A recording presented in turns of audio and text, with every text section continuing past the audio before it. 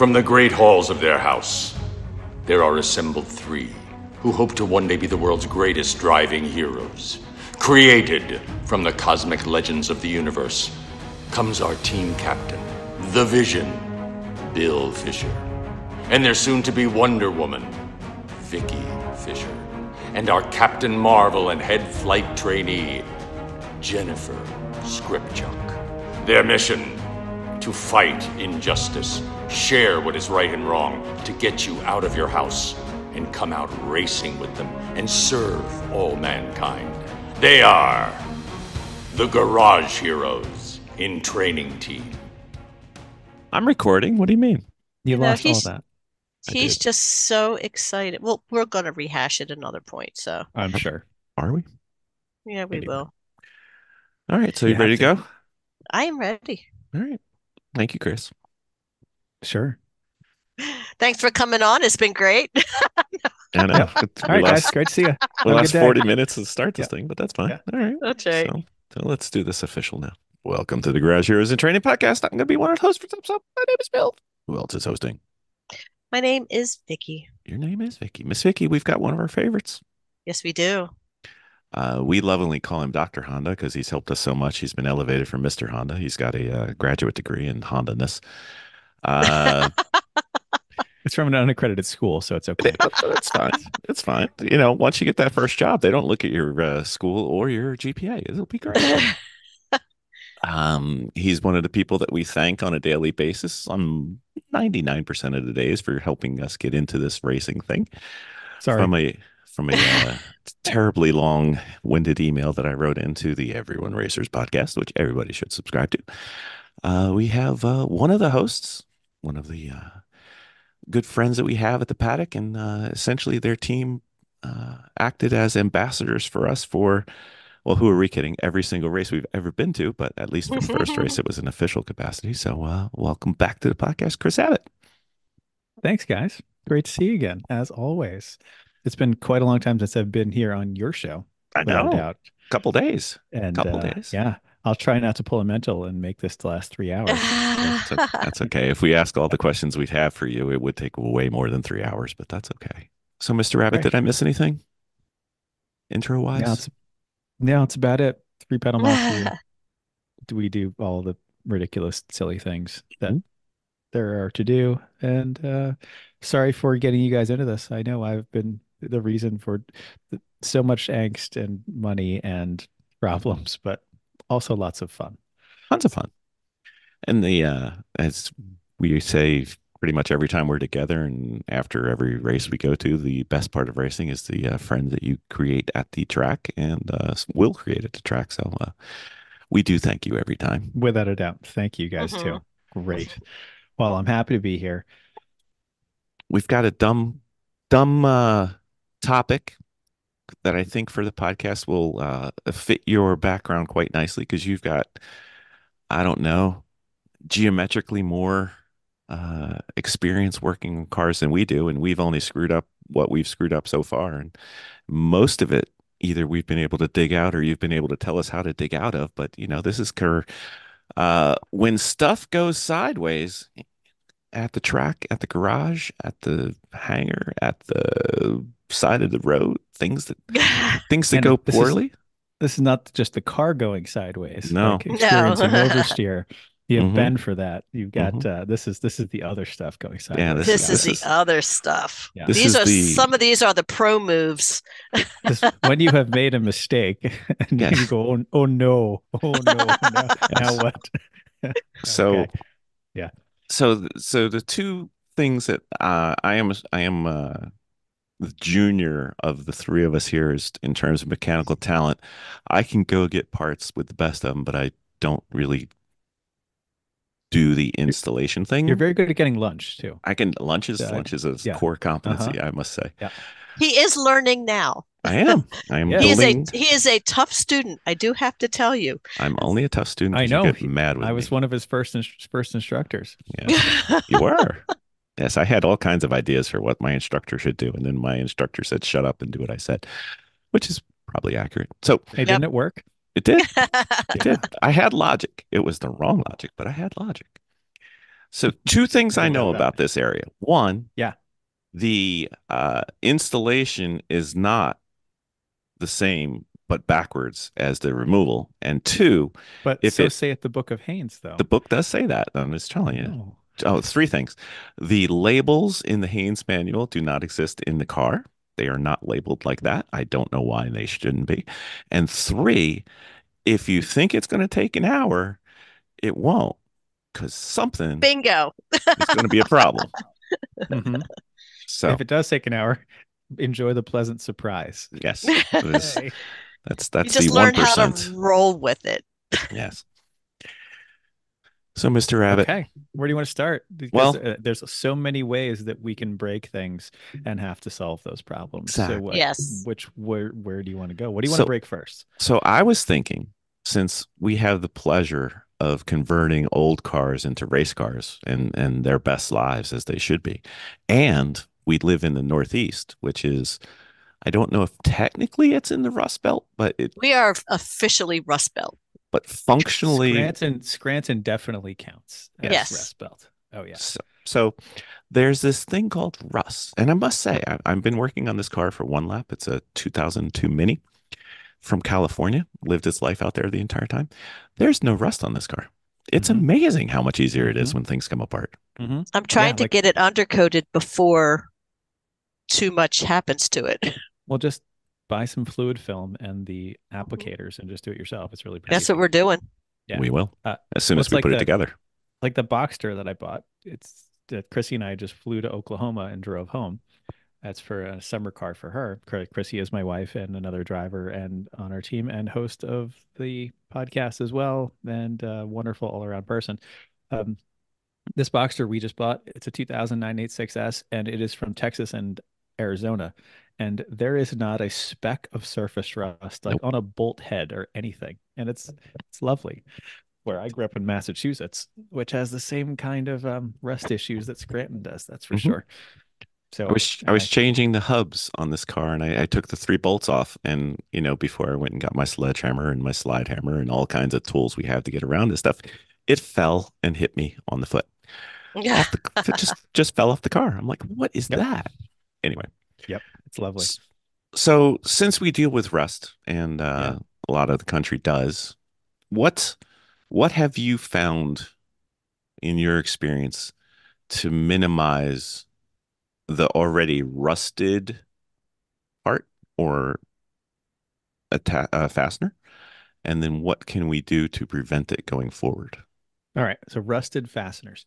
The first thing that's important to do in this is if you can pre-treat them, it makes all the difference in the world. Absolutely.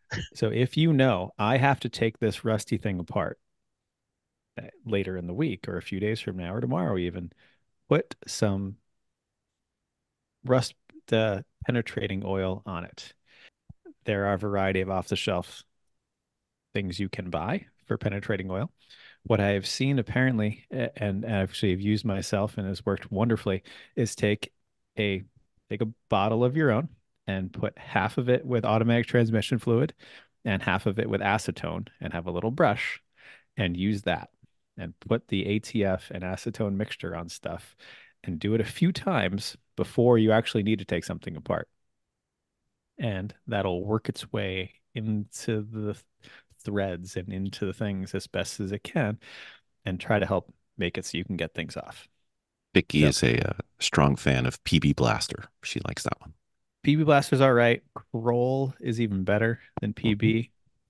But the ATF acetone mixture is absolutely the best one. So, I use what's on the shelf. well, you can make this. You should have ATF and acetone or stuff you probably have on the shelf. So make a little bottle. Oh, there you go. I might have a little acetone here or there. Yeah. You suppose you could use MEK or number 4 or whatever else E-Fill has in No, 55 we gallon don't want jugs to around. use number four. Number four is a bad.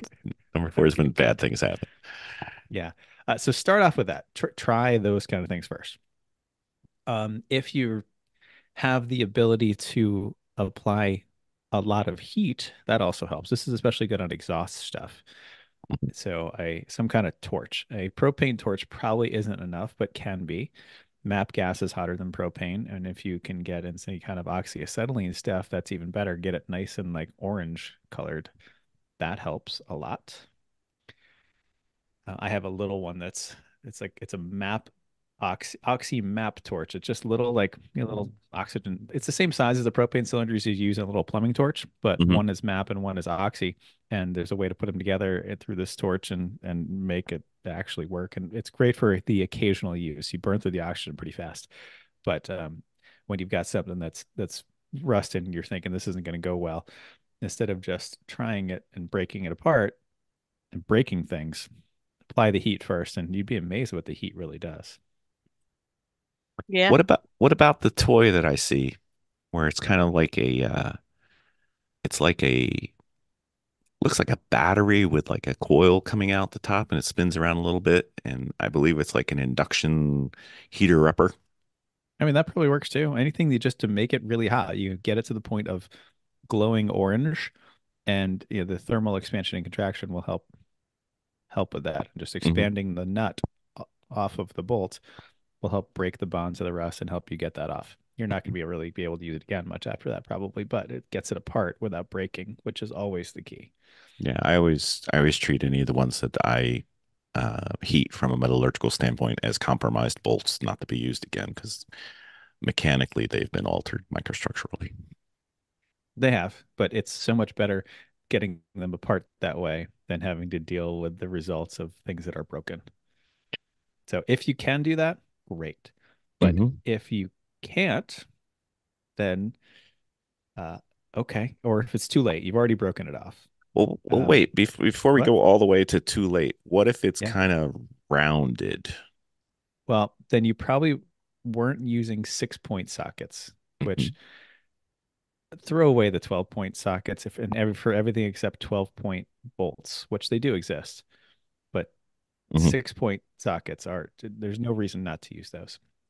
Um, you can also try slightly tightening something and then backing it off. So just work it a little bit one direction, then a little bit the other, and then a little bit the other. Just gradually work it loose a little tiny bit over time. That can help break it loose. But if it's rounded off, it's kind of too late at that point. Um, you can, at that point, split the nut. There's nut splitters that'll break those apart. You can get out your angle grinder or sawzall and just cut the whole end off because Hmm. okay, it's too late now anyway.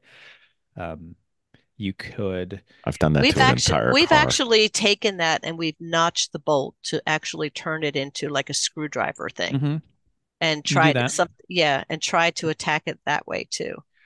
You can take a 12-point socket that is slightly too small for what you're doing and hammer it onto the nut or bolt, Hmm. and that sometimes works. You could also just get out vice grips and crank those on nice and tight, see if that works. Occasionally it does.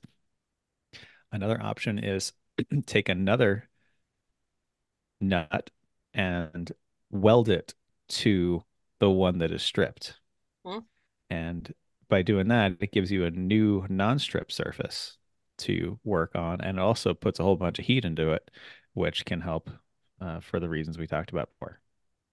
Yeah, one thing that um I am a strong proponent of anyway, especially when you have a new car and you're trying to start working on is don't attack it um with Impact an wrench. impact gun or an Hmm. impact wrench. Don't go in there. It's always best to kind of like loosen those things up low and slow or try to crack them first before you kind of hit it with something like Hmm. that because you're so easy to strip or break or round the bolts anyway. Yeah, if you're using the impact properly, it's not going to strip stuff usually. It's just going to Hmm. break things off Hmm. if they're too easy. But if you take a nice, long-handled breaker bar and just Hmm. you kind of know how much force should this take. Right. And you go to a point where it's like, that's not going with the amount of force it should take to come off. And if I give it more, it's probably going to strip or break. So then you stop, and that's when you start applying the penetrating oil and the heat, and try to do it that way. Or you just say, know what, screw it. I know I need to replace all these anyway. Pop it off Yeah. and go from there Hmm. and deal with the repercussions. Nuclear option. I like the nuclear option. Makes I mean, me sometimes happy. that's just the only way to go is you just start with the cutoff wheel on the angle grinder. And like there's no saving this. We're just going to cut it all off and hope for the best.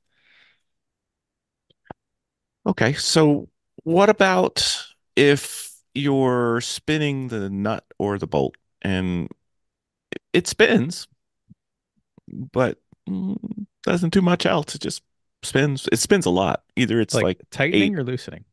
trying to get it loose. It just spins. It If just you're spins.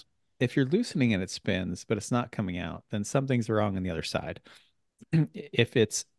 If you have access to both sides of it, that's a lot easier. Just then cut the bolts at the nut and then hammer it out from the backside.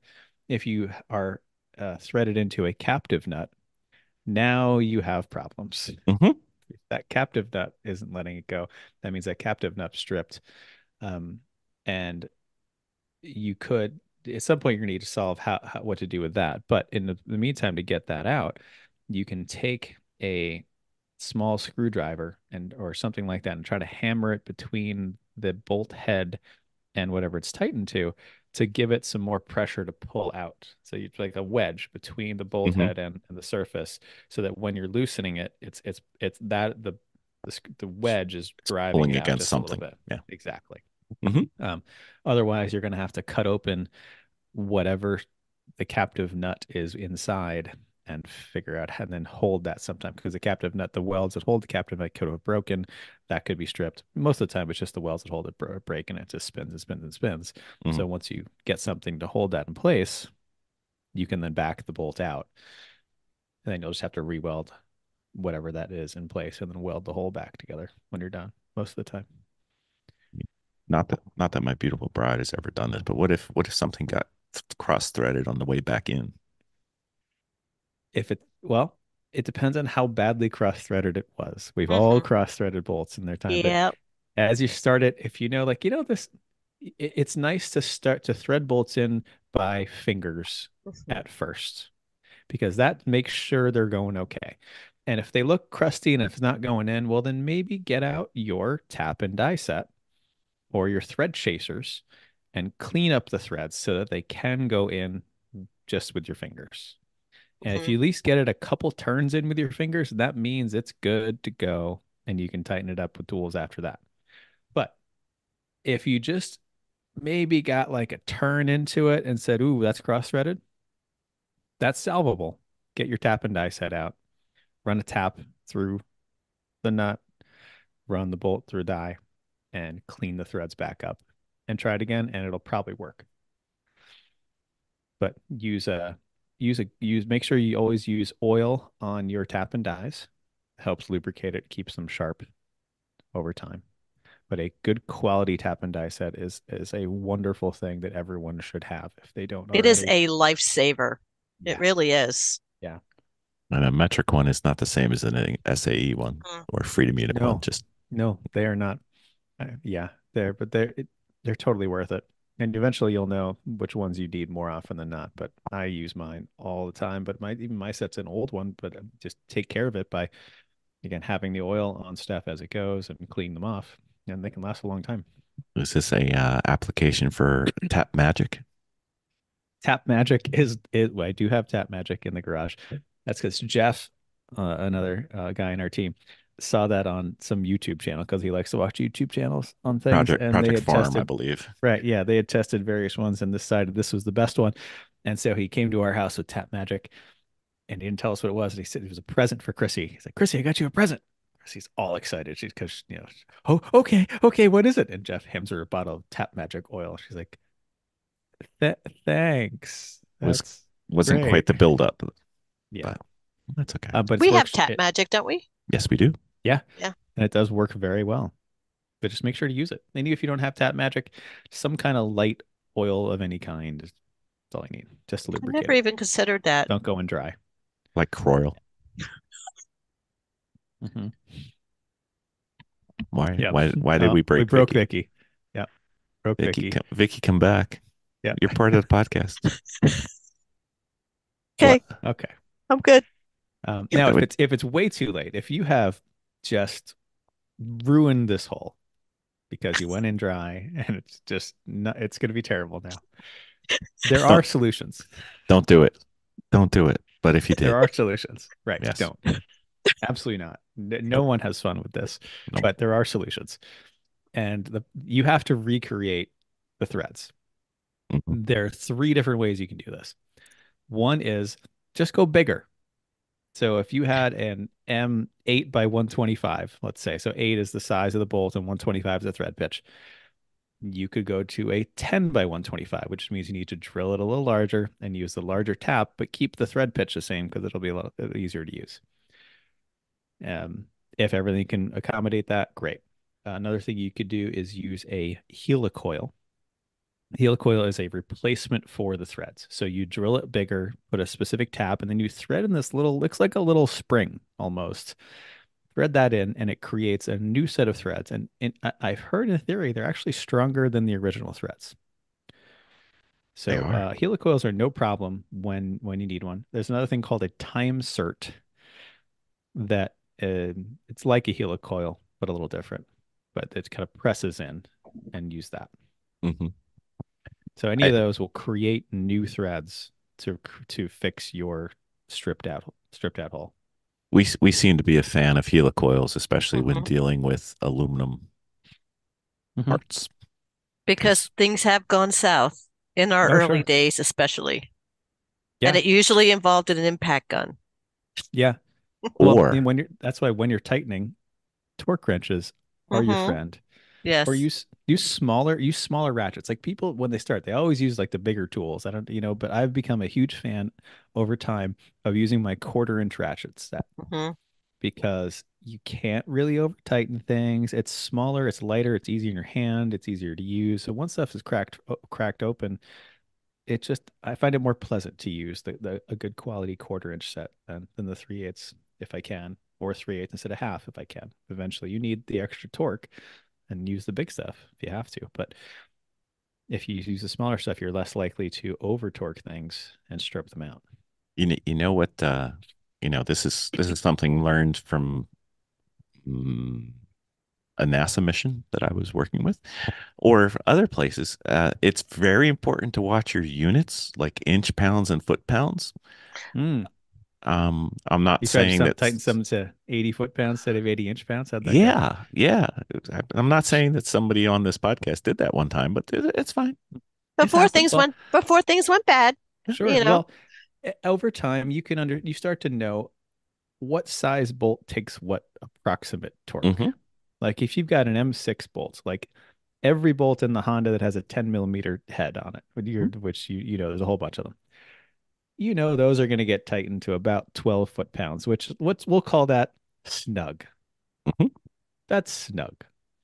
When you get to the ones that take like a 14, we'll call that tight. And then the ones that take like a 19 or 22, those need to be on there pretty tight. We're going to call those Guten tight. That's your torque spec. Usually Okie used usually used in German cars. It's that your torque spec is Guten tight. Hmm. Yeah. But over time, So so if you say, well, hang on, it says it's supposed to be 80 on this little bolt. I don't know about that. Double check yourself. yeah, yeah. And decimals are important because sometimes, depending on what country the manual is from, decimals mean decimals, and sometimes decimals mean commas. It's true. What the hell's a Newton meter? Exactly. Yeah. Don't mess that one up either. Uh-uh. So the Fig Newton meter, yes. Miss Vicky, Yes. you have a cross thread issue that you ran into today. You might want I to talk. I started to I failing. think I finished it, by the way, just in Did case. you? Maybe. Yeah, we pulled out the oil plug on the drain because we confused it with the transmission because underneath the They're Mini in they're a, very they're similar. close. Oh yeah. They are very close, and you know it looked like that could have been it. I'm just like, oh darn. So but putting it back in, even though I did thread it By hand. by hand, it still didn't catch right. Now that could have been something that somebody else did before us, Mhm. In most 21 likely. years, you never know what someone else has screwed up. Mhm. Right, right. So we were kind of doing, I kept telling Bill after we pulled it out, and also, after we pulled it out on that plug, there was metal bits that were on it. That wasn't And good that's, either. yeah, that That's means those threads are done. You are never going to get that right because you have pulled the threads out of the Oh housing. no, this was engine metal bits. Oh, There's something in the base of the oil, I that's think. bad. Wait, and this is the car you're trying to prep for one lap? Maybe Well, we were we just until noticed they it. started that. So Okay. anyway, I'm still determining if that is that housing or if Right. that was where it was because I pulled it out when I pulled it out and I felt it or I started wiping it down to kind of clean it off. I'm like, it's almost like it was magnetic because they were on the bolt. It Well, is magnetic. send me a picture Yeah. first. And second, if anyone runs into this problem with shiny things potentially in their oil, take your filter off and Mhm. cut it open and spread out the media and see what you find. That's a good idea. We'll do that because This, that was th- just a fresh change. this wasn't shiny bits. I think this was long overdue oil change residual I mean, if you residue. have a magnetic oil plug and you get like almost like a fine paste Hmm. of things in the end, that's kind of normal. Like Yeah. that happens with Okay, time. well that's what that But was. it's if you're panning when you start to think, oh, I'm panning for gold, and you Silver, found it. silver is just as bad. Yes. Same thing. But I Yeah. said the little flaky nugget, the little flaky bits in there that Hmm. those are Yeah, because bad. it was on the tip of the bolt and I wiped Yeah. it If it's and if it's dark and it's like almost like a metal slurry, Hmm. it's probably just general wear of stuff. Yeah. Usually you find that in transmissions and gears and stuff like that, not in engines. right. But like that's normal on transmission stuff and gears. Okay. Uh, All right. So, but anyway, so we pulled it out and we started putting it back in and I felt resistance. And I started kind of going a little bit in and then I'm like, I don't like this and I rolled it back out because that's a big part that you kind of in the oil pan. yes. Yeah. That's Pull when it you So, in pull out too. your tap and tap yeah. those threads clean and put the bolt through Hmm. the die and see how it goes. Right. We might So not have that big enough, but we'll check. yeah. Well, So we're fortunately, gonna Bill, then you can go buy something, which is your favorite thing to do. I got uh, that. I got that part. Yep. Uh-huh. uh, Uh-huh. Bill, we All need to right. buy this thing. Okay. Okay. We'll get a spare. Uh-huh. I'll get four. It's not a problem. Comes in handy. You need one. Uh-huh. Yeah. Except we Occasionally. have a second garage just for my spares. Spares. But Uh-huh. that's okay. It's okay. not It's my no garage. problem. Not my garage. Not my garage. Yep. That's what I keep telling Bill. I'm like, we don't need more stuff. We just need to work with what we have. We have plenty of good stuff. We don't Mm-hmm. need more stuff. Mm-mm. I That's okay. disagree, but that's That's fine. a whole other podcast. Yeah, That Bill's is. like, I feel We can have attacked. an intervention. Oh yeah. Right. I'm feeling targeted. Let's stay on Uh-huh. podcast Yeah. topic here. Okay, good. What's next? Okay. Yes. I'm Bill Fisher and I have a problem with spare parts. Anyway, Uh-huh. um, Hi, so Bill. I know. The first step is admitting you have a problem. The second It step is. is trying to get rid of some of the cars so you only have less of a problem. Yep. So what about I mean, we're just kind of dealing generically right now. We haven't even gotten into racing or Yeah. other. What about engine area issues that people can run into that, uh the things that I'm aware of is sometimes the getting to the bolt, it almost requires a specialty tool because, you've only got this much room between the radiator and the, Yeah. Well, hang on. whatever. I think there's a tiny bit more to do on the last section about Oh, snapped is Yes. there? off bolts and things like that. So let's talk about snapped off. What do you do if you break something off, especially if you break off a stud or you break off anything that's flush or near the surface, I know right? what to do. Buy another car. Yes. Uh, That's the Bill solution. For It everyone else, works. it's Right. not the Vicky solution. right. Whatever. So anyone that has ever worked on the General Motors Generation 3 or 4 engines knows that they are going to break exhaust studs, for example. They just do. I didn't even think they were threaded after a year or two. I thought they just Right. became solid stalactites. Yep. But no, they can come off. But if, for example, let's say you did that. If it's broken below the surface of things, then you pretty much just need to drill it. But one thing you can use to drill it is a left-handed drill bit. They do make those. They are a real thing. It's not just something you buy at the leftorium. Um, and you anytime you want to drill one of these two, start with a little punch and try to punch just a little tiny divot in the center of what you're trying to drill. Hmm.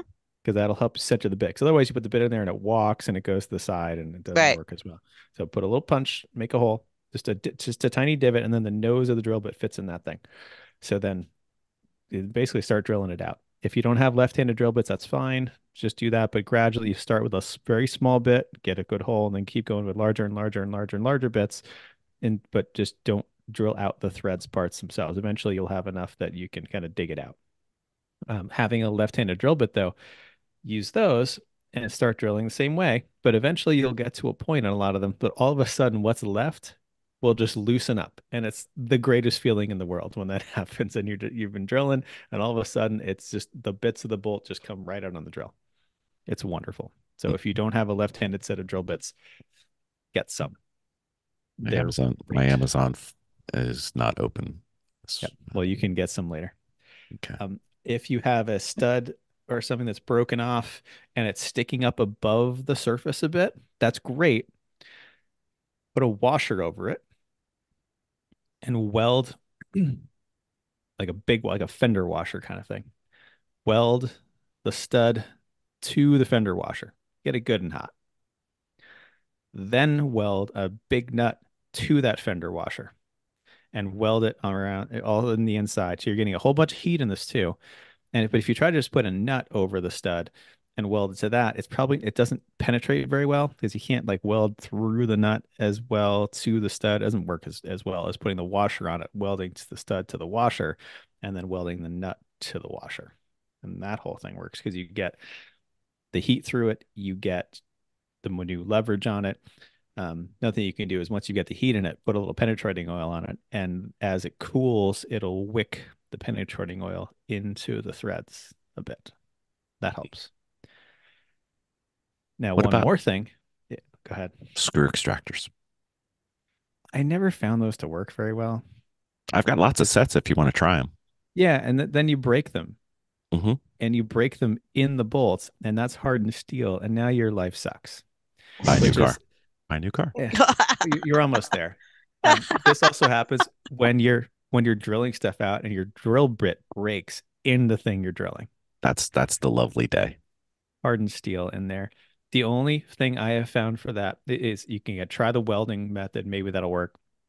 But you get a carbide bit grinding thing like on a Dremel, and you essentially just grind it out. It takes forever. But that's pretty much your only solution at that point, aside from lighting it on fire. I highly recommend when the bit snaps off that you just turn the lights out and leave for a few hours. Yeah, you definitely need to take a small break at that point, no matter what. Mm-hmm. If you have things. Walking away from your project is always good. Oh yeah. Even if it's like 5-10 minutes. Don't work angry. If you work angry, No. Things are gonna get worse. Yes. Mm-hmm. Sometimes you just know when to walk away. That's an important Mhm. part of this whole thing is that walking away is okay. Yes, there's another automotive podcast, the Beat Squad, that Mental and I've been on, and they sell these little foam rubber cones. Highly recommend to have those in your garage because when things go sour, you just kind of grab it and throw it around the garage. Fantastic. Fantastic. It's amazing stuff. But anyway. Yep. Okay. All right. Back to the engine area. So yes. you It's said its own beast almost. There's like it is. You've got some toys that I didn't even buy yet, and Vicky says we have everything. And I keep saying, but Chris has this, and we need one of those. You're saying like if you can't get to something, that's what you were Well, saying? that's one. Yeah, there's Okay. the Well, like let's the work on that one BMW first. fan pulley nut is ridiculous. That one is ridiculous. It's a very large nut, and the large wrenches don't typically fit on it. So sometimes you have to make your own tools, or at least modify your own tools. And this can be done with grinding and heat and welding. So And a if you, vice. potentially, yeah. So let's say you need to get to a like a BMW fan nut. You have a wrench that's the right size, but it won't fit in. Well, get that on your bench grinder and grind the thickness of the head of the wrench down until it will fit. If you've got something that you can't reach because it's like around a curve, you say, well, how the hell does that work? Well, try taking a wrench, cutting it, putting it at an angle, or cutting it most of the way, bending it, putting it at an angle, welding it back together, and now you've got something that you can use that'll get to it at that angle. You can also just heat it up. If you've got a torch, heat it up and bend it so you can get to it at a weird angle. That is another way potentially to do that. You can also just weld random things together to give you the shape that you need to get to things. That's good too. There are also some weird tools that to use to get to things that are difficult. Universal sockets or wobbly sockets can get into weird access locations. And extensions and all kinds of Yeah. nuttiness. Yep. Like undoing the couple upper motor mount or no, it's not motor mount, upper engine and transmission bolts on a Miata, for example, requires about two to 2.5 feet of extensions and a universal joint to get to those. But it works, right? You wouldn't think it would fit inside the Miata, but it does. Right. Exactly. It does. Well, like, and on the Boxer too, I use, 4 different extensions and then a swivelly 16 on the end to get to the top motor to transmission bolt on that when I pulled that off the Boxster. But you use those things. I have a thing I got at SEMA actually that is it's about a foot long, and on each end it's a basically it looks like it's the size of a dog bone.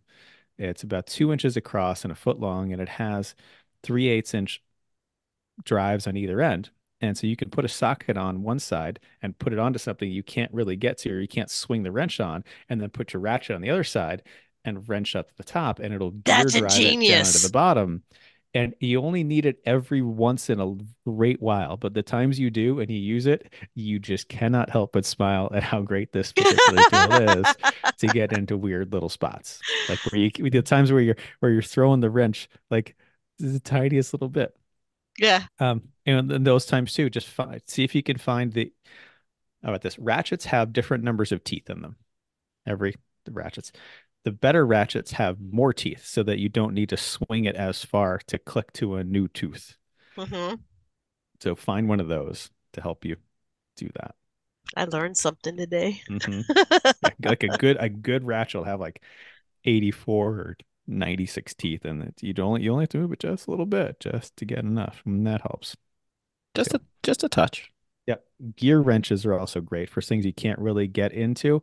There's not enough room for the ratchet. Put the gear wrench on it. So it's a ratcheting closed head wrench. And that way you can just get it on there enough to push it in. You hold your finger on it, and you can wrench it that way too. It's a lot faster than having to put the open end of the wrench on it again and again and again. Yeah, we like the ratchet wrenches. Those are kind of fun. Yeah. Is there anything engine specific? I mean, I know helicoils apply because we've done that many times with and without you. Yep. Yeah, it happens. Is there any other, I put the piston in wrong and the rings are crooked or, something? Oh, we're going that far? Well, don't do that, by the way. Yeah, if you're that deep, then that's a whole other show is about building engines and putting rings in and stuff. That's a long way to go. There should be a podcast that covers that kind of stuff somewhere. I do know that just from experience that in the engine area that metal is different than the other metal that is around the car. So yes, so it feels like the metal is softer and could easily be stripped if you over torque something very I think easily. You're specifically talking about the valve cover bolts and the cylinder head of the Civic. Yeah. You're talking about. I don't know why you would say that, Chris. Why would you say that? Right. And do we have any of those bolts that don't have helicoils in them? And that's because look at them. They're just little M6 bolts. They take much. They take Yeah. such a small amount. And it's probably you're using probably too big a wrench. And it's because you're so jacked, Vicky, I'm so that you pumped for don't racing. understand your own strength. All the adrenaline from the Right. race weekend. I know how Yeah. the first You're like, one. "Raw." I know how the first one Vicky's strips. been working out. Yeah. Foot pounds and inch pounds. That's all I'm saying. Foot Yeah. pounds and inch Yeah, I don't know. pounds. Well, this is why have your shop manual, look at, find your torque specs. Mhm. Really. That's it. That'll Don't help just you look from at the doing it. number. Don't just Oh, look at the and you number. know what? There's another little pro tip. If you can get a printout from most of your torque specs when you're working on your car, especially if you're doing a big job and already have that printed out, so you don't have to Tape go it to the window. searching, tape it. Yeah. Oh, because Alan had brought that over one time when we were doing an engine flip, and I'm like, oh my gosh, why did not we think about this Wait, sooner? Alan had a good idea? Alan is doing Wow. really That's great. great. Alan Alan, is great. congratulations, sir. He Wonderful. had brought that. Alan's full of pro moves, but he had brought that, and I'm just like, why didn't we think of that earlier? I That's a mean, good one. just to have it there, and it just Mhm. saves so much time than having to go through your phone, go through the Yeah. books. So Yeah. With the engine, I'm just say just use your torque specs. That's it. yeah.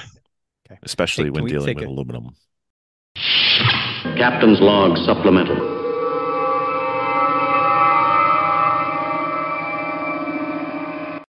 So Bill, guess what? What? We did the Sentinel.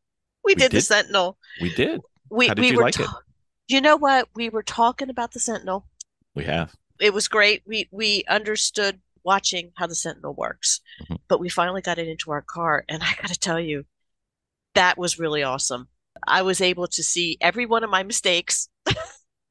We have hours of them. We have hours of my mistakes, That's right. but we have hours of good stuff too, which is awesome. It actually showed us the speed. Did it show us where we were on track? We were streaming it for We were streaming it live. we're boring billions of people across the world. But it was pretty incredible. Plus, on it, you're able to put your insignia, your logos Yep. on your app also, and the clarity was amazing. It was really easy to put in, It was easier easy. than I thought it was. I know you kept So making a big deal out of it. I'm like, it's really not that hard. It was actually, until we focused on it. It wasn't too bad. And then we got some help. no, It was pretty easy. yeah, it was. It Uh, was pretty good. You know what? I like the stream because some of the tracks we go to don't have great cell phone coverage, but it's got a USB stick backup. So I Hmm. just uploaded the high quality video without the cellular interruption. So Hmm. if you watched us earlier and said, wow, they got from there to there really quickly, you can watch the real video and see that no, we didn't. It's just a cell phone went out. Hmm. But Yeah. So the learning curve for me, obviously, I'm slightly techno Amish. slightly. What slightly when it comes to the wiring and stuff like that, but we get it in, and I love it. We were able to sit there right at the track and watch what we were doing in the car, and that Yeah. was amazing. Which was good because if you have a problem with your radio, you can tell, if something is going on that you need to know about. Like Hmm. a couple times we've had cars come in and we didn't know they were broken. And I know it's hard to imagine one of our cars being broken, but whatever. But you can watch the video, and even with the cell phone coverage we had at that particular event, it was like a 30-second delay. So it wasn't bad. Hmm. And you can compare multiple drivers because you have each of the stints are broken up. So we got to work on not only our driving, but if we wanted to, we could work on our pit stops and see exactly what we do. And there's some things that we need to talk about as a team. And it was pretty good. Like I said, it takes me, once we got the wiring hooked up for the power, I probably could go from an empty shell to a full up setup running Sentinel. I could probably do that in like 20 minutes. Hmm. So you could literally install it in a car before a race. It's kind of fun. Yeah. And we got When- to see the driver and the front windshield. And if Yep. we want to, we can have three. We can see backwards. Or one of the guys we were going to work with at the upcoming event, he said, could you put a camera on the driver's eyes so we could see what they're looking at? I said, why, yes, I can. Haven't done it yet, but I'll figure it out. I've got time. Well, I love it. All right, very well. That sounds like I can buy another one then. Woo!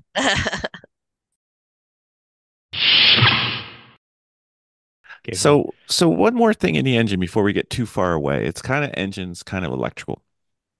Is there like rule of thumb or some type of guidance for when you need to get an electrical connector apart and you can't see it? They're the Because bane of my existence. There's Vicky just Yeah. Vicky hates module them. connectors. Yeah. I I'm Um, not familiar enough with them all. most of them have some kind of release that you have to find. And If you're it's just trying to usually a undo a squeeze. plug, it's usually a squeeze. Sometimes it might be not a squeeze. It might be like, I'll use it as an example, the injector plugs on the Honda that you have. There's a little wire that goes around the whole plug that clips under some tabs. So for the Honda, for those injectors, for example, if you see that's those wires, you got to get a little tiny like pick tool, like especially one that has a bend to the end, and get it behind the wire and pick out the one side, and then go to the other side and pick out that while you're kind of lifting up on it very gently. And once you get it separated enough, it'll come apart. For the Occasionally there's ones with a slide or something. Yeah, some of them are yeah, a lot of them that are just plug in together. Yeah, you just got to find the spot that you have to press on. And it might be difficult to reach. All right. Maybe you can use a set of needle nose pliers to get to it. Maybe you can just push on it with on that spot with a screwdriver enough to push that part of the release together. But get to that spot before you then pull it apart. You've got to get that release pushed. Um, Prying between them can be done. I don't regularly recommend it, but sometimes there's no other choice. Sometimes they're just stuck together because they've been there for a long time. I've come across Yeah. inside the module, especially I think it was the injectors on the Toyota, The 86. Yeah. the 86, where we actually had to go inside it with two picks Mm-hmm. and they were Yep. down inside there. Yep. And I was just like, There's why? a there's there's a set of tools you can use. Like little pick tools are great. And Mm-hmm, I have a whole set of things that are for depinning and repinning electrical connections. Because each mm-hmm, of those big plugs, you can take those apart and take each one of the individual wires out. But if you get one of these depinning tools, they have some others that are for the kind of thing you're talking about when you put just into the sides and pull those releases apart, those catches apart. mm-hmm, But don't just pull, like try to look at it and understand it. Even if you don't see the, even if you can't get to that one really well, is there another one that looks very similar in the car that you can see to mm-hmm, understand how it comes apart? Yeah. mm-hmm. Once That you was understand how one it comes apart, it'll work. that Yeah, was I one we took actually, advantage of a spare engine. yep. Yeah. And because they had already they just cut all the wires. And I was like, well, I'm going to Hoses. practice on the spare engine because he's got to come off anyway. So, Yep. ah, Yeah. So so And some of them, it's just tough. You can't get to it. I get it. I, mm, I I had one where I just couldn't get to it and couldn't, so I used like the smallest little pair of pliers we had just to, Mm-hmm. just to get in there and Mm-hmm. put some pressure, and then that worked for me. But And don't go busting out the big old boys and yeah, crushing it. don't just pull on stuff. And sometimes it mm, might be like our Mazda, for example, a lot of them are, there's actually like a release. You have to pull up like a little handle that pops out that lets you Mm, take the connector apart. It's not a pull. It's not a squeeze. It's a, it's almost a the latch. it is like a latch. Yeah. So I guess it's try to understand what it is you're working with rather than just aggro it, which when you're frustrated with it, it's hard. You want to aggro it. You just want to pull it, make it work. But that's just going to cause you more pain in the end than anything mm-hmm, else. I think that's the biggest hassle that we've run into when we change car brands is the connectors are all different. Mm-hmm. Like Vicky's pretty fluent in Honda connectors, but you throw her on the Mini, which is BMW connector, and she's just like hating herself. Yeah, agreed. Yep. So, Like I could, how many times we've had work weekends and someone else is working on trying to get a connector off and they're working on it for 5 minutes and they say, all right, I give up, Chris, come over here. And I kind of reach my hand and pop. 5 seconds later it's apart because I know Yep. how that connector comes apart. Yep. So, since you have a specific set of tools and experience and skills from working on a certain Rolls Royce, is there Mm-hmm. any things that can go on with like brake lines and brakes that can go sideways? Because we've Yeah, had some lots of things issues. can go that way. So mm, many times you're going, you're trying to get your brakes apart, you're going to strip the little nut on the end of the brake line The bleeder all the or time. the Both, but anytime you're trying to take a brake line apart, uh it's the spinny nut on the end mhm. of the hard line, and that is what you're going to break. And most of the time, it's because you're using the wrong tools. Do not use a regular wrench on those. You're going to round those off.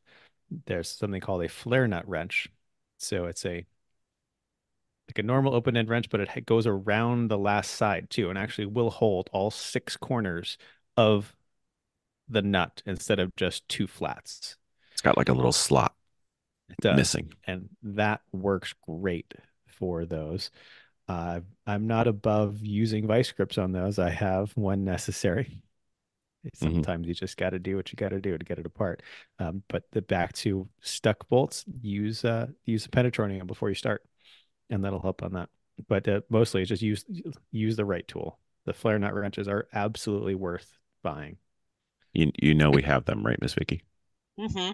Okay. Yep, totally Yes. worth it. And if it's not coming apart at first, stop, put some penetrating oil in it, come back later. Hmm. See, or can you Yeah. undo the other end of that thing that you're trying to do? Like Hmm. if you need to, like you're taking a caliper off and you want to take the caliper flexible hose and you can't get it off the car side yet. Well, can you just unscrew that at the caliper side enough to get it off? Maybe. Give that a try. Hmm. Just, Not yeah.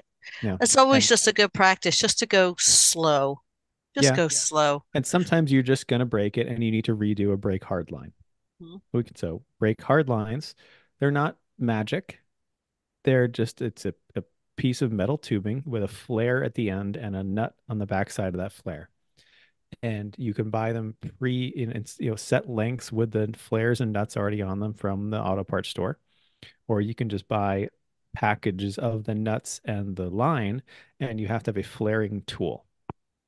The normal kind of flaring tool that's kind of the cheap two bits that come together, two little silver bits, and they clamp around it, and you squeeze it with like a little clampy thing. Those work, but they're a pain.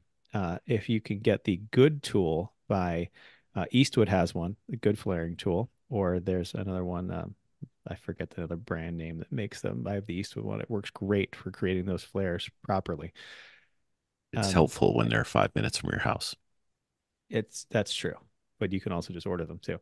Yes. Um, and then you when you're bending the hard line, the key is not to kink it. So you want to bend it around something. They make special tools to bend it kind of gradually, or you can use something to bend it around, not just your thumbs, like a piece of roll cage tubing or like a post or something that has a general curve to it that's not a sharp point you can use to bend those. Most people go wrong when they try to bend it by hand and they do it and then Kink. kinks Yeah. it and then it's bad. The other thing Kink. is remember, uh, always put the nut on before you flare the line. Ask me how I know. Mhm. You only do it once every time you do brake lines. Uh-huh. Yeah, totally. Hmm. And use Yeah. the NICOP nickel copper hard lines anytime you're using these. They are so much easier to work with than the old stuff. You know what we found works really well for brake line braking and repair? If you buy the tool and the brake line, Hmm. we haven't broken one since I bought it. Oh, good. It's Fantastic. awesome. It's fantastic. Yep. Good. Mhm. Spectacular. What's next? Suspensions, Hmm. Okay. especially when you do some type of racy suspension with, specific tools. Like they have these like claw looking wrenches and specific little knobs that are always not So where you're you talking about need like them. coilovers, Yeah. like adjusting coilovers. Well, yeah, use those special tools. But they're never where you need them. Like, No, that's true. They're just very slow They are, and when you're cranking. sometimes that's just how it is. And Right. like, okay, let's say you're trying to change the height on the coilover, and it's going very slow. You're not very happy with it. Well, you could get some spring compressors out and compress the spring enough to take the pressure off of it, so that you can then spin it up more easily. That's a nice thing to think about. so Lubricate speak. stuff. It's amazing how much better things work with a little bit of lube. So Don't go give in dry, right? yeah, don't go in dry. Yep. Just push harder. It's fine. It'll work. And yep. So did that goes a long way. I'm not above having definitely used a large hammer, a large screwdriver and a hammer to hammer some coilovers up a little bit. Hmm. So, Just so speaking of, if yeah. say, someone was putting a set of coilovers replacing the OEM suspension on a car, Hmm. how do you notice what height to set them at? Like, do you set them at where they were before? You have to corner weight them really to get it right. Okay. But at the very least, measure it. Um, Mm. just try to keep it when you're doing it initially, try to keep it even left to right. Sure. It's never going to be perfect, but just measure it with a tape measure or any kind of measuring device you want, like from the bottom of the coilover sleeve to the bottom of the adjusting perch. Okay. At least get it even that way. But eventually, with any coilover, if you're not corner weighting it, why bother having coilovers? Yes. Essentially, you don't know what's going on with them unless you corner weight it. Well, Otherwise, uh, just get springs and shocks. yep.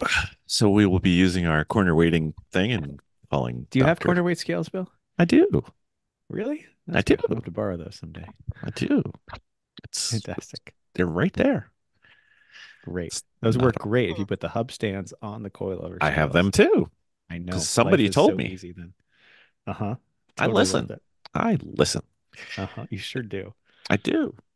Miss Vicky Other hates me, but that's other okay. suspension stuff, the bolts that go through suspension often will get stuck. So if you're in the rust belts, let's talk about like rear control arms at a Honda in the rust belt, they're Hmm. going to seize up in that collar in the bushing. Hmm. Just Or get the pockets of a Sawzall out and cut them. BMW. Yeah. Yep. Just get the Sawzall out and cut them. Or the angle grinder, just cut them.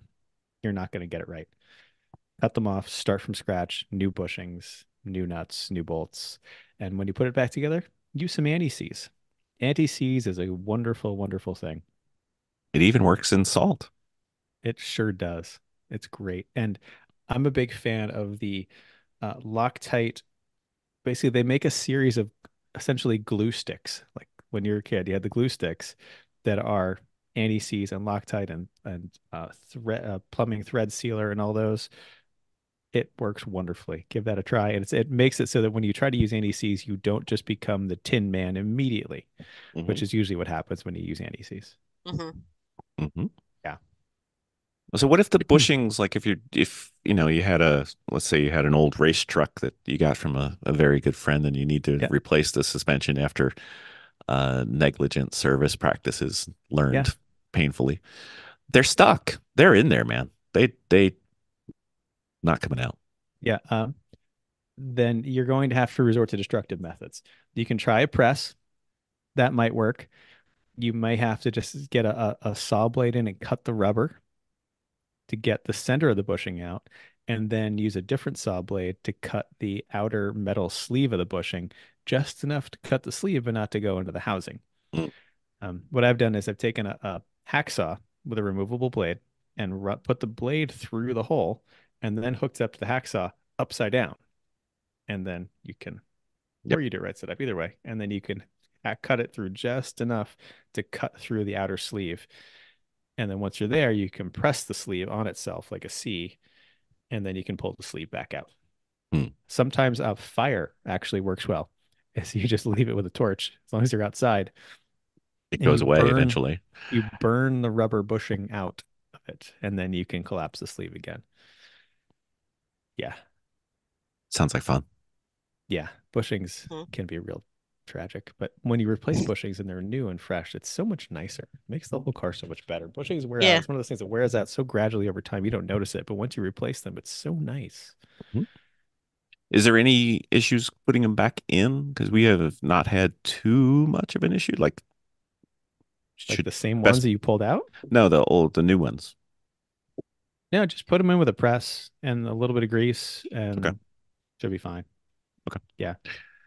And if you can use something like a Delrin or a Poly, that it for a race car, that's usually a good idea for some things. There are some things you shouldn't use those on. Like for example, trailing arm, the big trailing arm bushings in a Civic should not be poly or Delrin because it doesn't allow enough movement because that has to move in several planes. So those should be a rubber or spherical bearing. Okay. So look at what is it moving one direction or not? Another thing that's important when you're putting a suspension back together that has bushings in it, especially rubber bushings, do not tighten the bolt. Like for example, a lower control arm inner bolt. Do not tighten that until the car is at ride height. Because as soon as you tighten the bolt, you're locking the bushing in place basically. And if you lock the bushing in place at a full droop, that means that the whole time it's at normal ride height, the bushing is really twisted and flexed. So if Okay. you tighten it when it's at normal load height, the bushing is neutral at static load, which is what you want. Otherwise, Same it'll thing just wear for it like out. sway bar bushings and things like that, right? Well, sway bar bushings shouldn't really matter because they're not locked in. Like a sway bar bushing is just like a rubber collar around Hmm. the sway bar, and it's designed to be moving all the time. It slides within it, where a suspension bushing is kind of locked in place because the collar is locked in place by the bolts, and the outer part is locked in place by press, and the rubber in the middle does all the flexing. Where a sway bar one, it's the sway bar sliding inside the bushing itself. Rotating, yeah. Okay. Yeah, but those should be lubricated, the sway bar ones. Okay. Ooh, Did we not Yep. do that? Is that why you're oohing? no, we haven't gotten to that. Okay. And sway bars are a whole other thing for me. Sway bars and car setup and suspensions, Mhm. that's its own class. Well, sway bars are just imagine sway bars as a left-right spring. That's all it is. That bar is a spring one way or the other. Hmm. So that when it's static, you're just normal, not turning. There's no pressure on it. But when you turn one way, it's one side of the bar's pushing down and pushing up on the other side, and that in between is a spring. Hmm. And so that's why a bigger sway bar is a stiffer spring. So it makes it harder for it to do that lean twist. Hmm. She's shaking her head, but her brain's saying no, no. Yeah, it again, it's like mixing that with other suspension setups. And Mhm. because, they're like, why do you have a sway bar on the front? You don't need a sway bar on the front. Or you don't, that kind of thing. Yeah. So, or dual or two sway bars, that's probably not a good thing either when you're racing. So this whole, Depends. Occasionally you use them. Yeah, depends. yeah, Yeah, well, that's all about suspension balance, and that's an yes, entire other show is how to that's what set I'm up the saying. suspension for It's a proper whole balance. master That's a class. whole other show. Yeah, And yeah, that one, I know I don't know how to ask the right questions. So yeah. we're still That working on that that, one takes a long time. especially with no visual. So what else in suspension? You've got Yeah. um, What tie rods and ball joints, they tend well, to be a bit of a bear sometimes. well, tie rods are what it's the part of the steering that goes from the rack to the knuckle that it has an adjustable part in the middle that lets you extend or contract them, and that's how you set your toe, which is the angle the wheels are pointing toward or away from each other. So if you look at it from the top, you want them to be essentially the same distance apart at the front of the tire and at the back of the tire, because otherwise, if they're too close toward the front, it's like duck toed, and it's Hmm. just dragging the tires along. If they're too far out, it's just again dragging the backside of the tires along. Um, those have a locking nut, and sometimes those get stuck, and then we're back to just stuck bolt stuff. Right. So What it's about mostly just stuck bolt stuff again on those. And when they're coming in and out of the knuckle, sometimes they get like you take the nut off, you say, I would like this piece to come out, and it doesn't come out, yes? right? Hmm. You can just hammer on the top of it. That might work, but it also might mushroom over the end of I've never done that. Nope, the stud, never. which means you'll never get a nut back on it and it'll never work again. It's fine if you want to get it out once, sure. You can also use a pickle fork, which is a two-prong wedge that goes in between it, and you hammer it to wedge it apart. Those are going to destroy the rubber boots that protect the joint, the ball joint that's there every time. Or there's another kind of tool that's a ball joint separator that's a fork on one side and kind of a thumb on the other end with a screw at the end of a lever on the far end of the tool. So you screw that in and it'll push on the stud while holding the other side, the other end of the joint to push that bit down until it finally pops. And I recommend those. Those work much better Yeah. than the other things. We have them. We couldn't find them, but that's The okay. Harbor Freight one is cheap and worked great. I have never had a problem with it. So Nope. would recommend the Harbor Freight ball joint separator. Okay. Yep. What about C clips and retaining clips? Like on what? Sometimes on an axle, sometimes um like snap Retaining. rings. All right, snap rings. The key with snap rings is get the snap ring pliers. And I'm saying a lot of these things like get the right tool, but Yep. totally it's because it's the way to go. And if you're using snap rings on like a hub wheel bearing, for example, you need the heavy duty snap ring pliers because the Mhm. other ones are going to break. If you can't do it and don't have that, now you're stuck with screwdrivers and hammers and things. Yep. And that's no fun. It's no fun. I've also ground the tips down on needle nose pliers to be a little smaller to fit in the holes in snap rings, and that works in a pinch. If you've, Hmm. $10 pair of Harbor Freight needle nose can become a pair of snap ring pliers with a little bit of time and careful effort. True. Um, but otherwise, again, it's something stuck, little lubricant in it. Get like for a snap ring and a hub, you can put a bit of a screwdriver into the end of the hole, hit it with a hammer a little bit, enough to break it loose, and then you can kind of just push on it enough to get a different screwdriver between the snap ring and the outer housing, just to hold it out a little bit.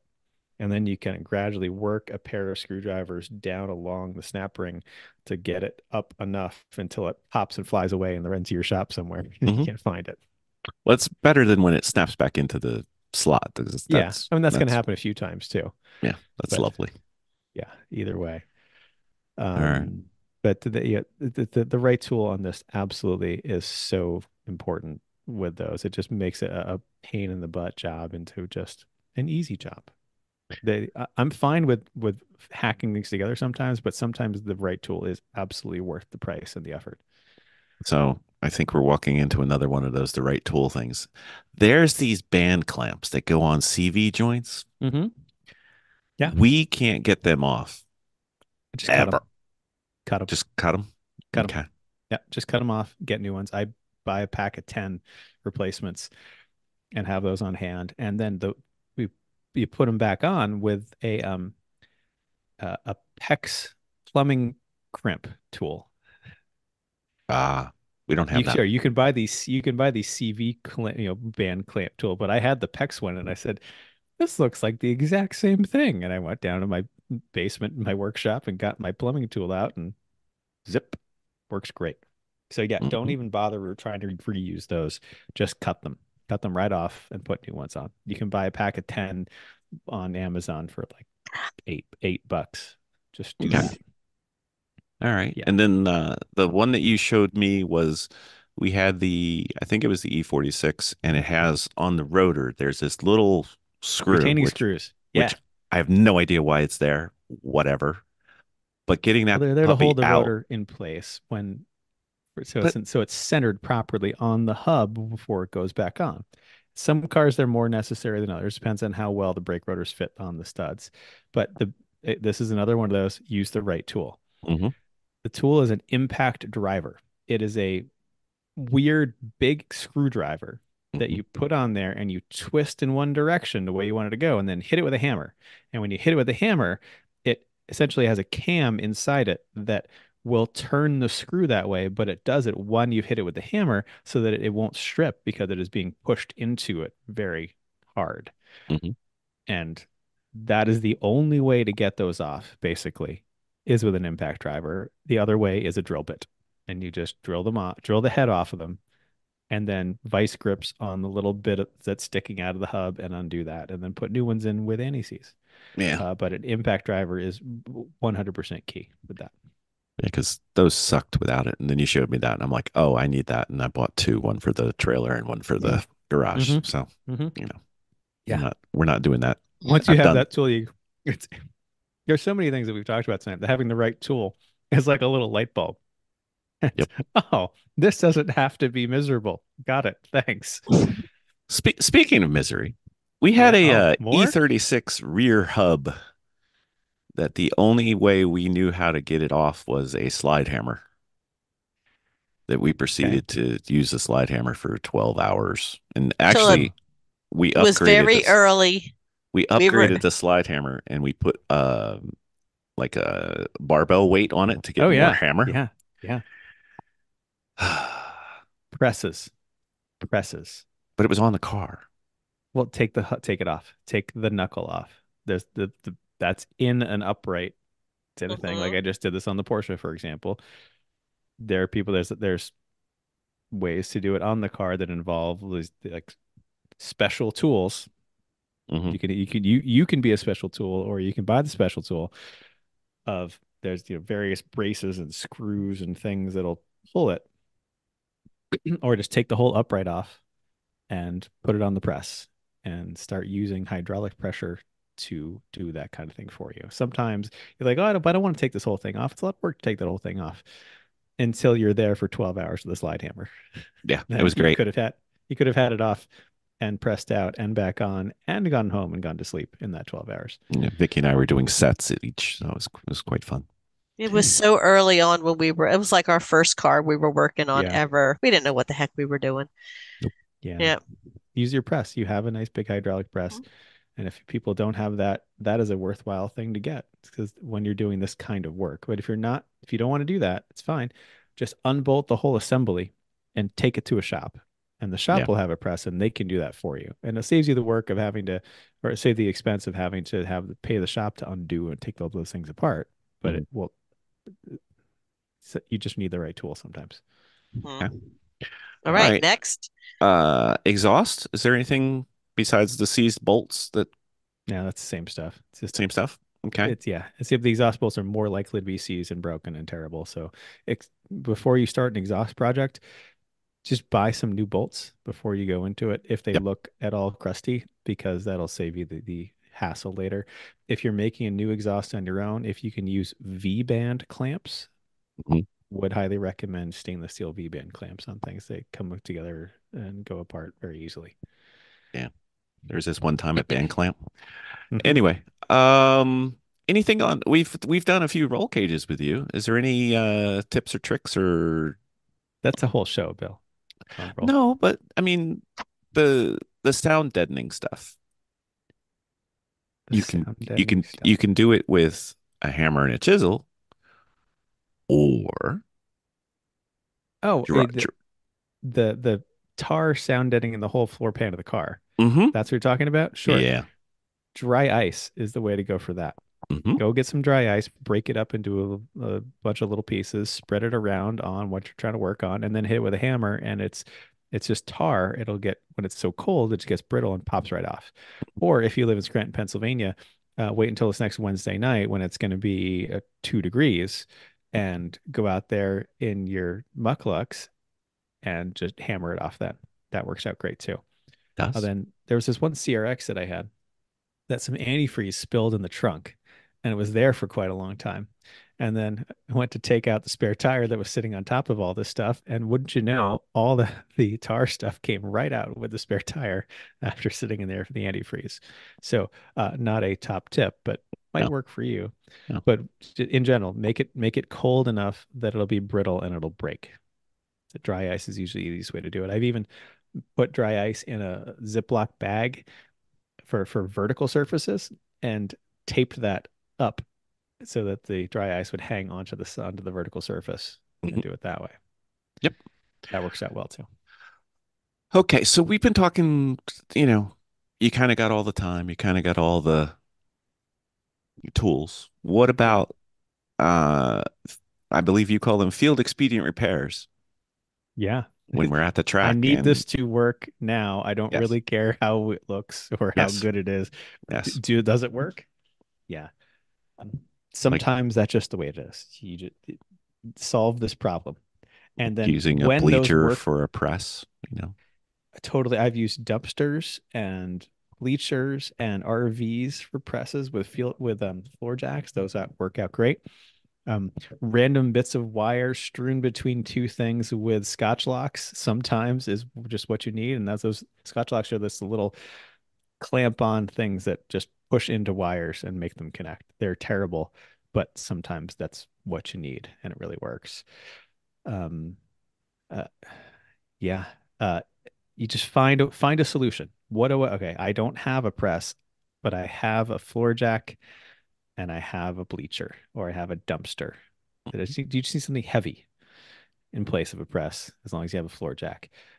If you need, again, don't be afraid to ruin tools to make new things. Like we talked about taking the needle nose pliers and grinding the tips down to make snap ring pliers. That works great too. Cheap screwdrivers are wonderful things to ruin.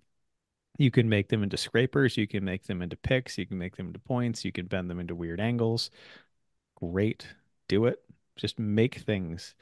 We once, yeah, just be creative. For example, our race boat truck back in the day, back when it was still a boat, we broke a 25-cent piece of plastic in a General Motors car. Who knew what happened? But that was the connecting point between the clutch pedal and the link and the master cylinder. And the way we fixed it was we took a socket, a deep socket, and welded it to a bit the closed end bit that we cut off a wrench.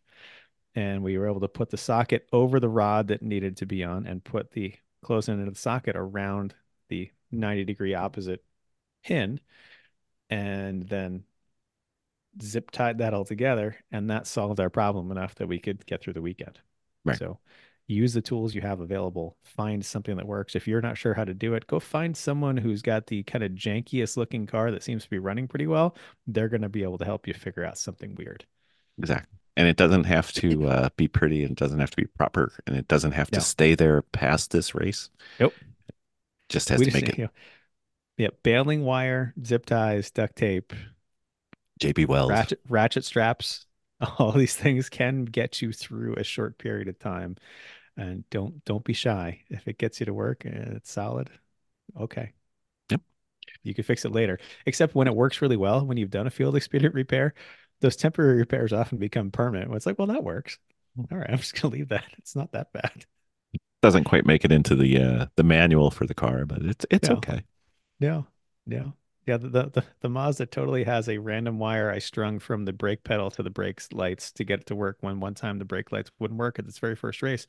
Even though I had no idea why, I just bypassed it all and put it out in. And you know what? That's still there and works wonderfully today. And I don't really care to redo it because this works wonderfully. Exactly. Yeah. One thing you did and showed us a couple different times for different cars we've had is you have been kind to future Chris by planning like for instance the knuckle assemblies for the Civic, because Yeah. you're Always going be to break nice them. to future you. Yeah, Who else should it be nice to except for like future you? exactly. Really? Yeah. Uh, well, think about how you're going to have failures in the future. And what is the difficult part about fixing those failures? And can you do anything about it to prep ahead of time? And that's why with your example is a loaded knuckles. And I think that's a wonderful way to go because anything in your front suspension that could go, like a wheel bearing, a hub, if your knuckles involve a ball joint, okay, fine.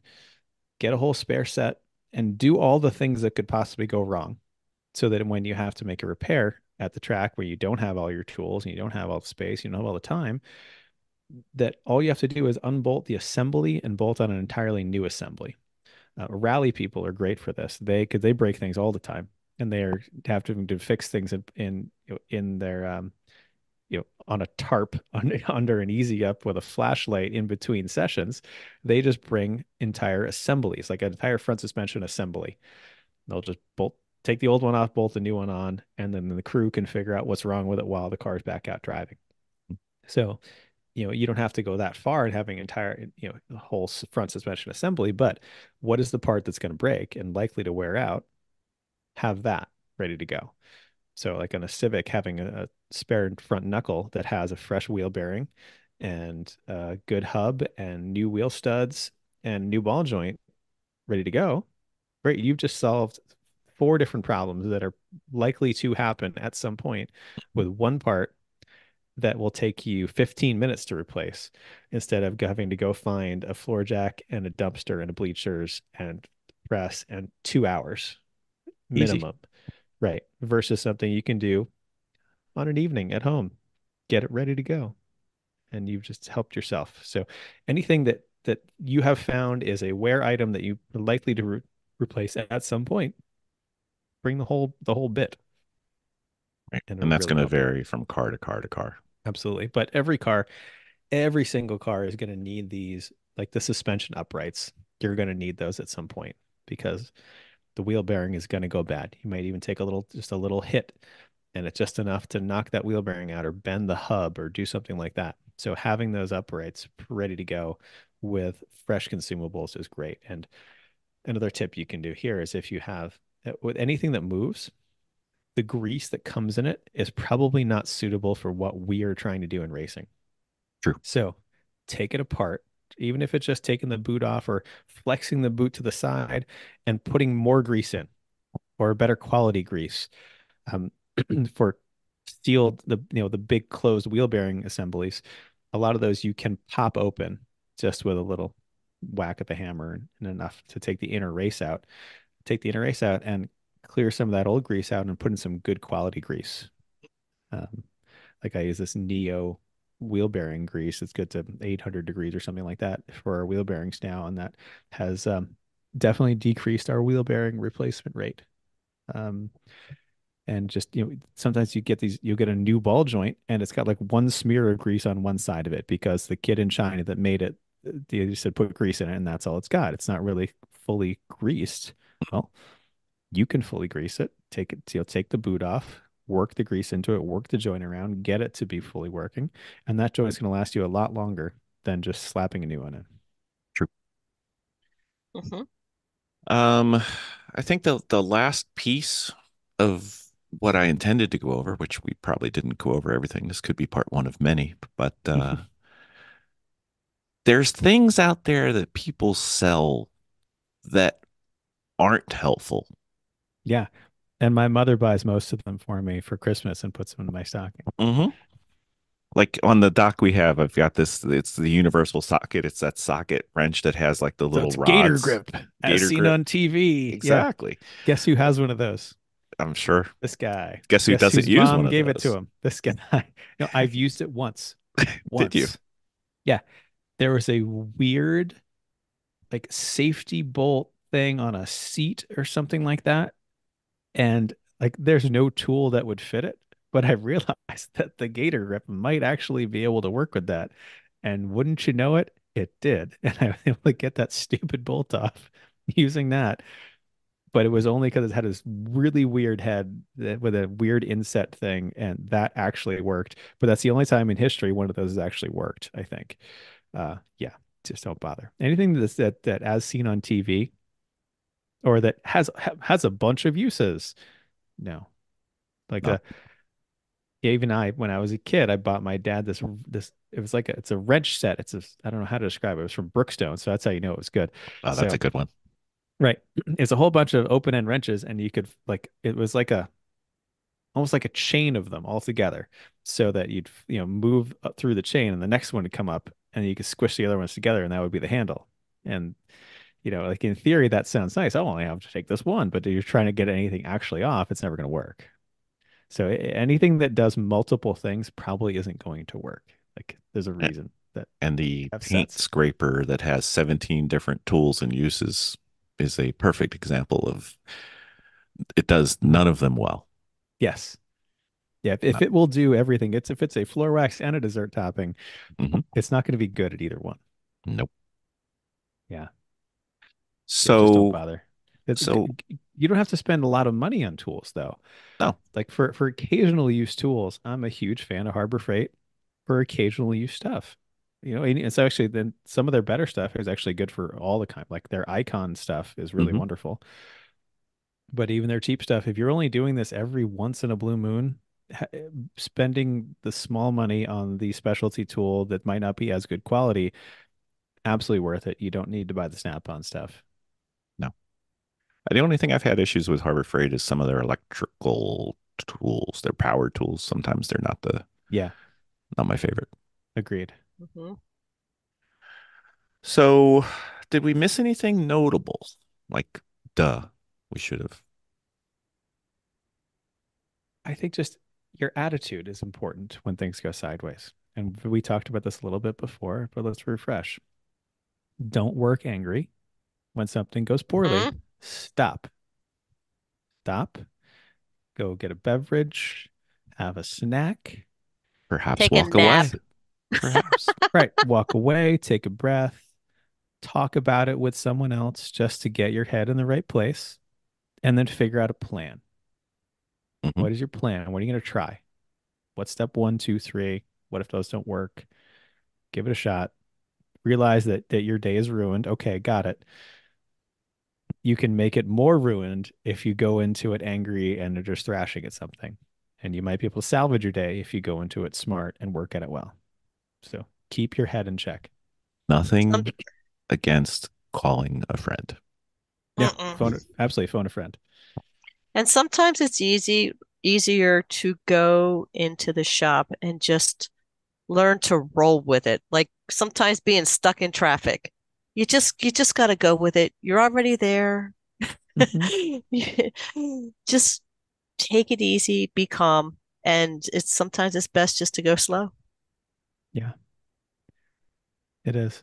And I like the phone a friend idea too. Someone else may have had this problem before and knows the solution. It's the kind of problem when you're banging your head against it and say, I can't understand why this isn't working. Stop and ask someone. Like I Hmm. can think of a time where uh, uh, at the track, a guy I know who is a brilliant engineer, very good mechanic, is having a problem with the brakes on his car. Like the pads kept retracting too much, and he was getting terrible pedal feel. It wasn't working. And you know what? He said, just come look at this. Like, what am I missing? And he just missed that he put a spring on the caliper the wrong way, and that was basically backing the pads off every time. I looked, I said, oh yeah, here, just pop the spring, put it back on, boom.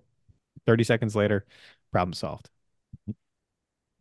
You had Don't one be of those above. with dowel pins, right? Yep. I had absolutely had a dowel pins. Yes. The cylinder head was moving around a little bit too much and kept blowing. I blew two head gaskets and I couldn't figure out why. Had the head off. And so I decided I got to talk to Manny. Any of you don't run lemons in the Northeast, you probably know Manny. Brilliant mechanic, super nice guy. And I said, just Manny, what am I doing? What am I missing? What am I missing? And he and I are sitting at it, looking at all kind of things. And after about 10 minutes, he said, where are your dowel pins? I said, uh, uh, yeah, they're At on the bench at home. home. They're at Yeah, home. Yep. Guess what I brought extras of for the future? And guess what I made sure to tell Bill all about? exactly. See these things? You Make sure need you use these. those. Yeah. Yeah, they're not bad to have. Yeah. Yeah. I think that might be the last part of this is the stuff you can't get that you know can go wrong isn't a bad thing to have a spare. Yeah. If you can, you get it ahead of time. Just do it. Yeah. So you And know what I if think? it doesn't help you, it'll help someone else maybe who has the same car and didn't think ahead as much. Yeah, as useless as we are mechanically, we have lots of people come over and say, "Hey, do you have one of these?" Because most people know Probably probably do. I probably do. Yeah, Probably four.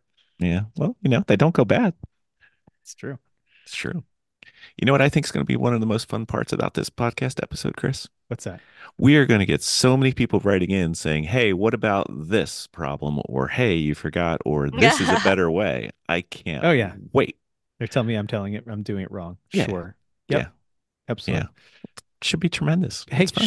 share that new technique that you have that I'm doing it Exactly. wrong. Exactly. What is a better way so we can all learn, get better. hmm That's That great. it should be Show fun. us your pro move. That's right. Yeah. Yeah.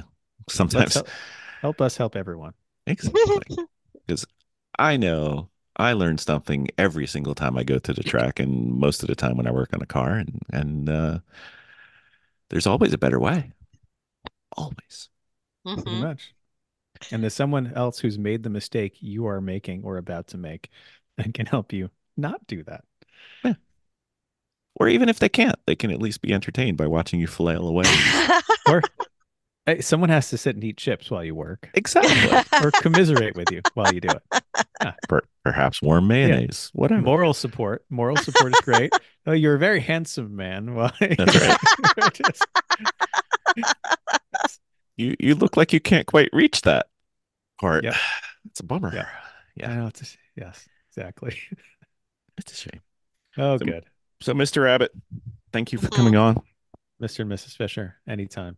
Great to see you guys, as I always feel always. guilty asking fellow podcasters to, hey, you want to do a podcast? Because you've got your own, but Yeah. I figured it's been several years since I've been on, so I figured that's fair, right? That's right. And you did ask me about this months ago, and I said just wait till January when I'll have time then. Exactly. It's January. I was working on finishing the cage in my Civic today. Until Ooh. I have one bar left. Nice. Do you still have enough bars? Oh yeah, plenty. Okay. But I decided to add a bunch of little extra things, which, hey, you're going to hear about on our next week's podcast of all the extra things you can do to your cage aside from the basics to make it a more interesting cage or safer or more useful cage. Ooh. And that's a great thing to do this winter is maybe it's time to do little upgrades on your cage to make it better. Like, there you like go. foot protection stuff. Things like that. Yeah. Mm-hmm. Right now we have Bill inside a car working on it. Now. Great. I know. He's putting his hands on a car. He's asking lots of questions. He's such a big boy. That's so good. I'm right You're not here. just there to buy lunch and and hand us things. It's okay. I do dinners too. That's true. You got to admit, we are very good at the bribery thing. When you come and help us at our hangar, yeah. we take care of the food situation quite well. Absolutely. Even when you come here to work on your car, you still also take care of the food. Sometimes, Always works sometimes. Well. Yeah. Never Thank you. forget, a well-fed mechanic is a better mechanic. So. Yeah, everyone's happier with snacks. Exactly. Exactly. Or gluten-free pizza. That too. Exactly. Whatever. Thank you so much. Of course. Anytime, so guys. much. It's always such a nice to have you on and talking. Oh wait, well, it's great talking to you guys anytime. No doubt. Well, until we bother you again with one of our Chriss, we don't know what to do. We do try before we call. We do. Usually, Chriss, you have to know you have been a very, very last resort is when we call you. Well, thank you. Really try to solve everything before then. Well, the decreased number of calls that I've gotten from you guys just shows how much you've learned over the years. It's amazing. Well, congratulations. I would say until we talk again, but that'll probably be tomorrow when I'm in the garage trying to figure out how to do these coilovers. But that's fine. It's fine. We'll make it work. There we go. Again, like we said, phone a friend when you're not sure. Exactly. That way. Exactly. I just leave the phone on. It's just 24/7. It's fine. Thank you, sir. Thank you, guys. Have a great evening.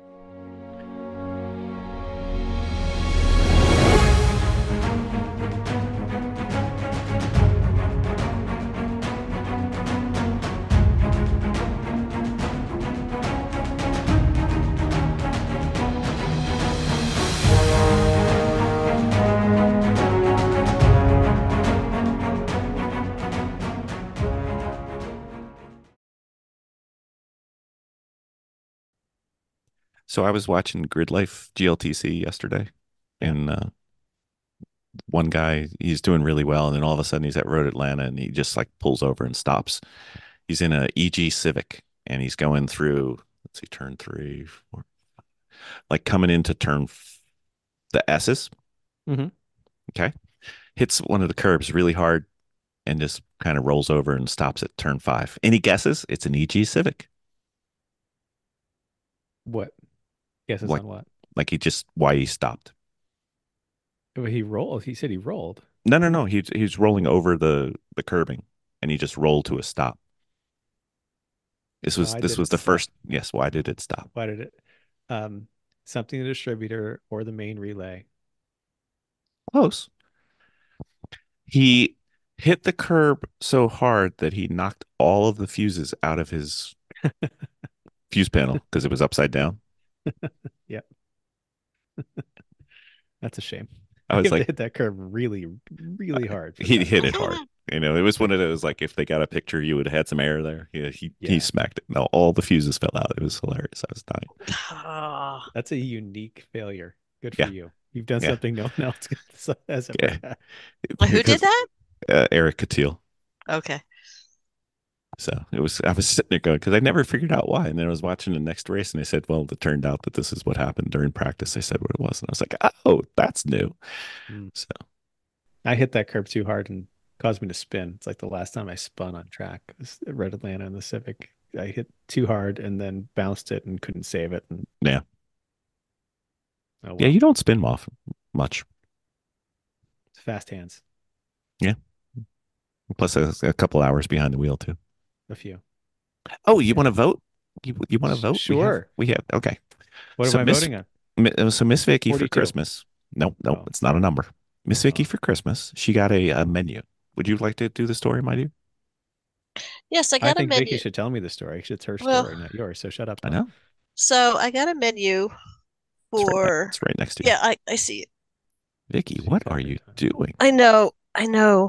It's I'm not exactly the had best to picture for reach Mr. over. So there's an appetizer for pick a lemons race anywhere. Nope. Oh yeah. There's multiple choices for the appetizers. Okay. Okay, one's the Skip Barber racing, and one's a rally race. One is pick a lemons race anywhere you want to go. One is go to a rally school up at O'Neill. Uh-huh. One is go to racing school. Uh-huh. What was the other one? Those There are the was only four-course three. menu? Yes, it's a Three-course three-course menu? menu. Right. Okay. And So then lemons race anywhere you want. Yep.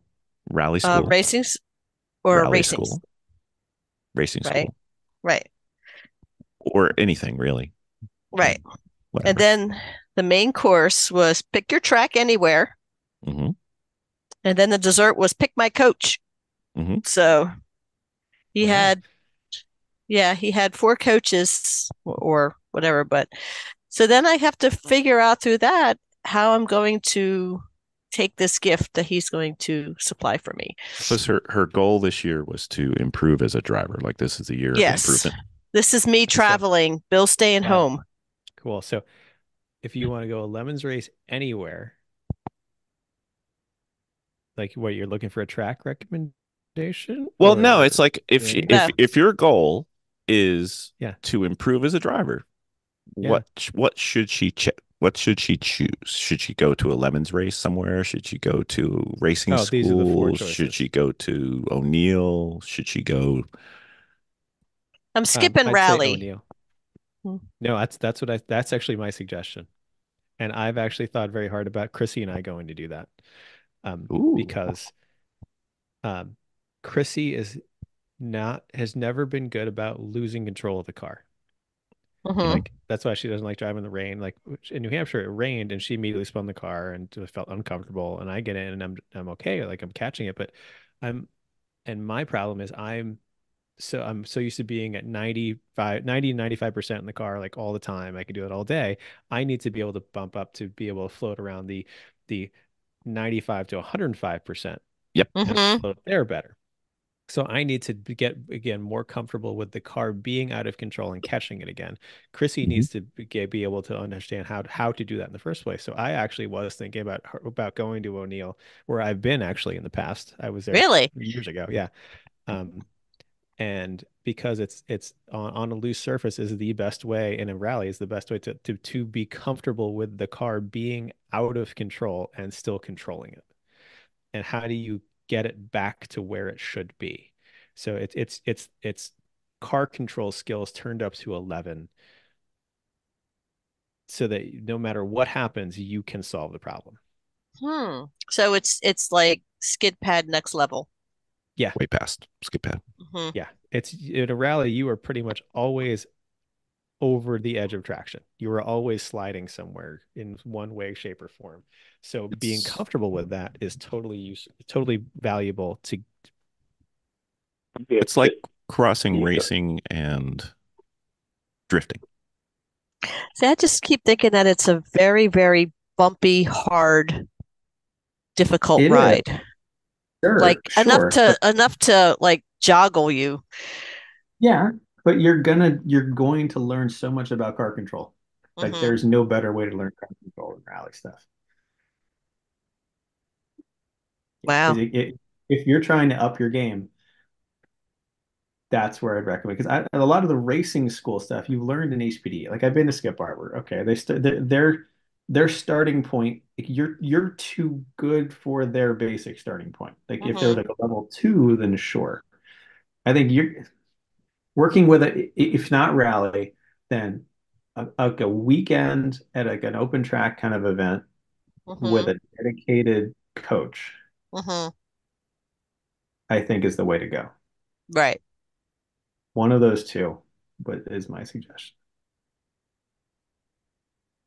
We're going to we're going to interview Ross Bentley this week for episode 550. Mm-hmm. So he was going to get asked this as well. So I figured while you were Yeah. here. Yeah, Ross, I'm sure, is going to suggest a good coach, and I'm sure Ross Mm-hmm. knows some coaches he could probably suggest for He you. might know one or two. Yeah. He might know a couple. Yeah. Yeah. Mm-hmm. But I actually have been thinking about sending Chrissy to rally school. Maybe You know what could her be and I can fun? do it together. Yeah. Why do two when four is so much more fun? Like you need to be comfortable with the car sliding in Mm-hmm. any way. First, like literally sliding, not Yeah. like And a you little. right, and even when we did that little tiny bit of, skid pad that we had an opportunity to do, it didn't really work out for me because of the turbo. Um, but it really improved the way we felt the car. Yeah. And it was just like a 1 day thing. Yeah. Half day, really.